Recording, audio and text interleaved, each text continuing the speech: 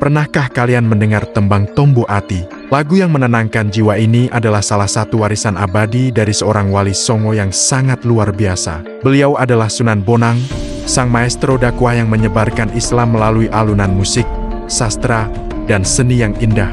Mari kita selami lebih dalam kisah hidup Raden Maulana Magdum Ibrahim, putra dari Sunan Ampel yang agung. Lahir sekitar tahun 1465 Masehi, Raden Magdum Ibrahim tumbuh di lingkungan yang sangat religius. Ayahnya adalah Sunan Ampel, salah satu pilar utama wali songo, dan ibunya adalah Nyai Ageng Manila, seorang putri bangsawan dari Tuban. Sejak kecil, ia sudah menunjukkan kecerdasan yang luar biasa. Ia menimba ilmu langsung dari ayahnya di pesantren Ampel Denta, Surabaya. Di sanalah ia belajar bersama para calon wali lainnya, seperti Sunan Giri dan Raden Patah, yang kelak menjadi pendiri kerajaan Demak. Didikan dari Sunan Ampel tidak hanya memberinya pengetahuan agama yang mendalam, tetapi juga membentuk karakternya menjadi seorang pendakwah yang bijaksana dan penuh welas asih. Setelah dirasa cukup ilmunya, Raden Magdum Ibrahim memulai perjalanan dakwahnya. Daerah yang menjadi fokus utamanya adalah pesisir utara Jawa, terutama di sekitar Tuban, Lasem, hingga Kediri. Saat itu, masyarakat Jawa masih sangat kental dengan kepercayaan dan budaya Hindu-Buddha. Mereka sangat menyukai pertunjukan seni seperti wayang dan alunan musik gamelan. Sunan Bonang melihat ini bukan sebagai halangan, melainkan sebagai sebuah peluang emas. Ia sadar, untuk diterima, ajaran Islam harus disampaikan dengan cara yang akrab dan tidak menyinggung tradisi yang sudah mengakar. Inilah awal dari metode dakwahnya yang jenius dan penuh kreativitas. Sunan Bonang tidak datang untuk menghancurkan budaya, tetapi untuk menyempurnakannya dengan nilai-nilai Islam. Ia melihat gamelan, perangkat musik yang begitu dicintai rakyat. Salah satu instrumen yang menarik perhatiannya adalah bonang, sejenis gong kecil yang diletakkan berderet. Ia sangat ahli memainkannya, bahkan ia menambahkan instrumen bonang dalam set gamelan Jawa. Dari keahliannya memainkan bonang inilah ia mendapatkan gelarnya, Sunan Bonang. Ia akan memainkan melodi-melodi yang indah, yang mampu memikat siapa saja yang mendengarnya. Orang-orang akan berdatangan, berkumpul untuk menikmati musiknya.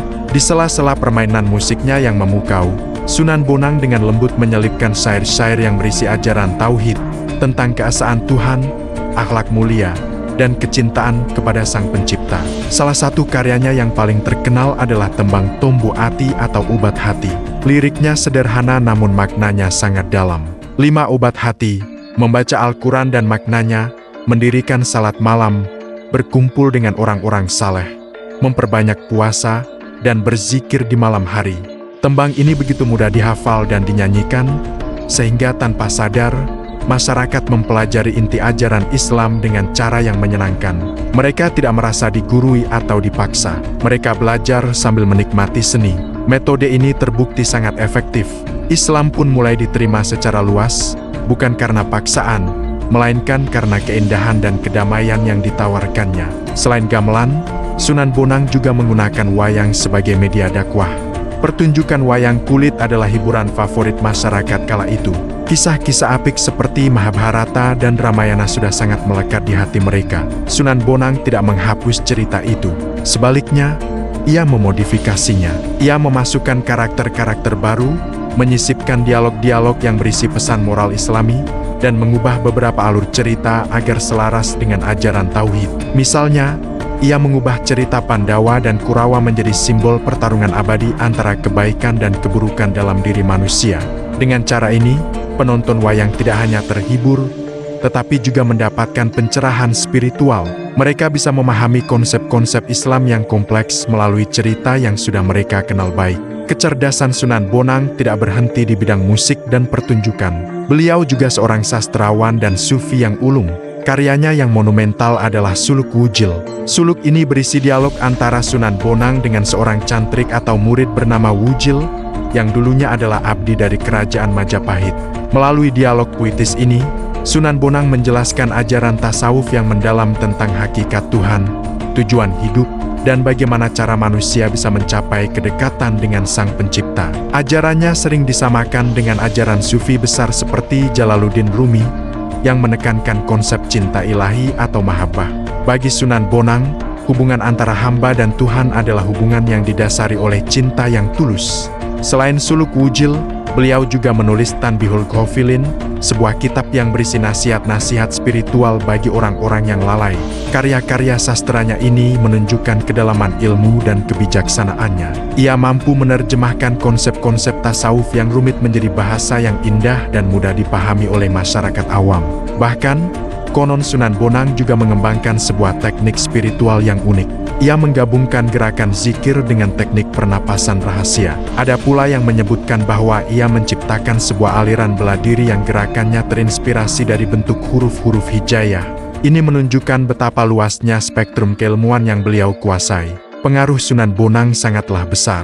Salah satu muridnya yang paling terkenal adalah Sunan Kalijaga.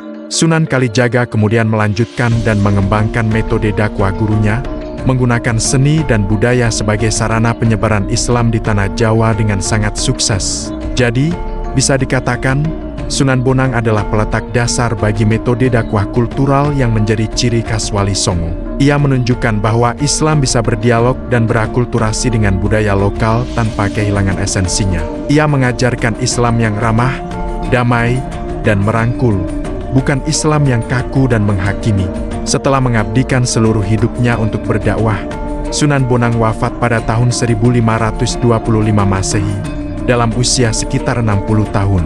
Kisah wafatnya pun diwarnai dengan cerita-cerita yang menunjukkan betapa ia dicintai oleh banyak orang. Ada beberapa versi mengenai lokasi makamnya. Versi yang paling populer dan diakui secara luas adalah makamnya berada di Tuban, Jawa Timur, tepatnya di belakang Masjid Agung Tuban. Tempat ini hingga sekarang tidak pernah sepi dari peziarah yang datang dari berbagai penjuru negeri untuk mendoakan dan mengenang jasa-jasanya. Namun, ada juga riwayat yang menyebutkan bahwa makamnya berada di Lasem atau bahkan di Pulau Bawean. Perbedaan versi ini justru menunjukkan betapa luasnya wilayah jelajah dakwah beliau dan betapa banyak masyarakat di berbagai daerah yang merasa memiliki dan mencintai Sunan Bonang. Warisan Sunan Bonang tidak hanya berupa makam yang diziarahi atau karya sastra yang dibaca. Warisan terbesarnya adalah semangat dakwah yang cerdas, kreatif, dan penuh kebijaksanaan. Ia mengajarkan kita bahwa untuk menyebarkan kebaikan, kita harus memahami audiens kita. Kita harus berbicara dengan bahasa mereka, menyentuh hati mereka melalui hal-hal yang mereka cintai. Kisah Sunan Bonang adalah bukti nyata bahwa seni dan budaya bisa menjadi jembatan yang kokoh untuk menyatukan perbedaan dan menyebarkan pesan kedamaian. Alunan Bonang yang ia mainkan ratusan tahun lalu mungkin sudah tak terdengar, tetapi gema ajarannya tentang cinta kepada Tuhan dan sesama akan selalu abadi. Itulah sekelumit kisah dari Sunan Bonang, sang wali seniman yang menyebarkan Islam dengan melodi dan syair. Semoga kita bisa mengambil pelajaran dari kebijaksanaan dan metode dakwahnya yang luar biasa. Terima kasih sudah menonton. Jangan lupa untuk like, komen, dan subscribe agar kita bisa terus belajar bersama tentang sejarah dan kearifan para leluhur kita. Sampai jumpa di video selanjutnya.